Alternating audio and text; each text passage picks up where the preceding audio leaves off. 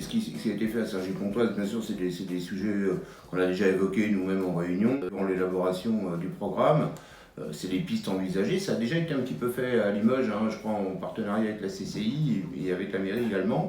Vous avez surtout dans la jeunesse, des gens qui sont quand même très intéressés par ce problème de saleté et qui peuvent participer effectivement des fois à l'embellissement de la ville ou au moins à son nettoyage. Mais ça reste quand même très ponctuel et très localisé.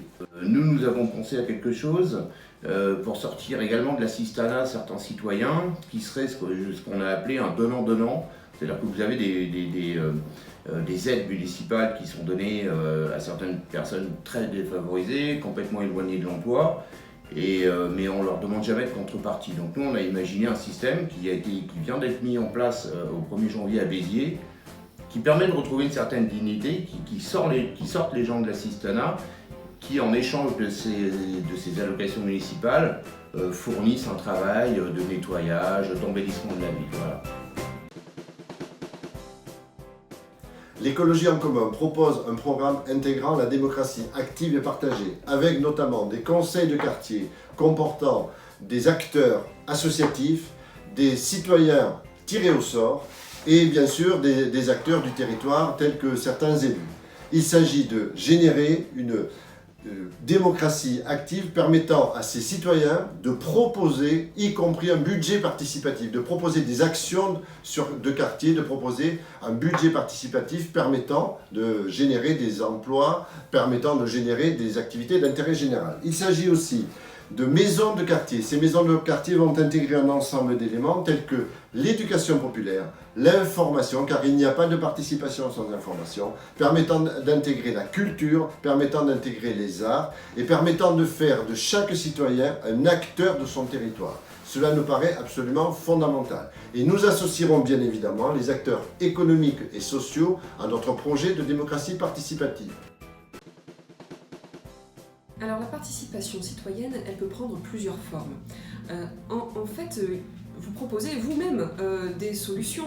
L'éco-balade, c'est une solution pédagogique qui permet à chacun de se sentir investi au quotidien. Lorsqu'il va là-dedans, il a fait son geste, il a fait un geste, et ça l'investit encore plus pour prendre soin de la beauté de sa ville. Mais il n'y a pas que cela.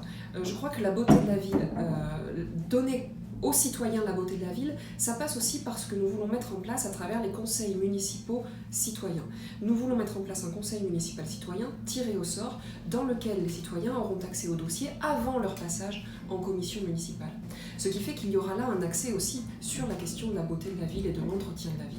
Et puis pour finir, évidemment, il faut une police de proximité qui soit présente, véritablement présente, pour éviter les dégradations régulières que l'on peut constater. La jeune chambre économique que vous représentez, je viens de le voir, a pour idée principale donc une jeunesse citoyenne et engagée. Cela tombe bien parce que c'est exactement le propos de notre programme. Nulle politique ne vaut si elle est menée par la jeunesse et pour la jeunesse.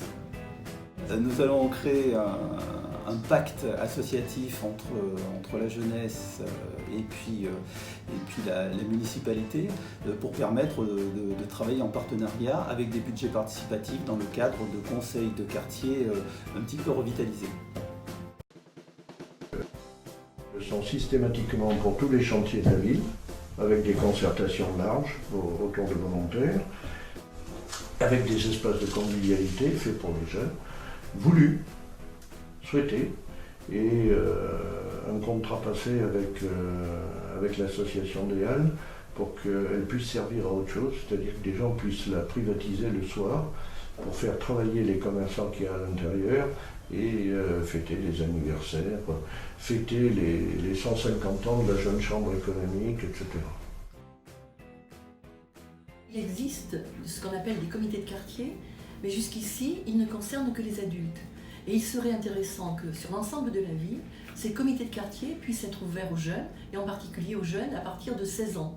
C'est une manière de les responsabiliser, c'est une manière de leur faire prendre conscience des responsabilités que nous avons les uns et les autres pour l'embellissement de notre ville, pour l'embellissement de notre quartier, parce que nous sommes tous et toutes les porte-parole de notre ville.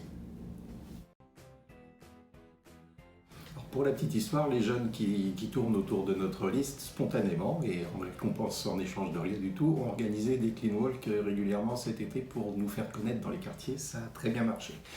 Sinon, le cœur de notre programme, c'est la participation citoyenne. Nous sommes vraiment porteurs d'une volonté de développer la démocratie participative. Ça se traduira concrètement par un droit d'interpellation du conseil municipal, par un renforcement des pouvoirs des conseils citoyens et des conseils de quartier, et par des budgets participatifs qui seront votés par les habitants de leur quartier.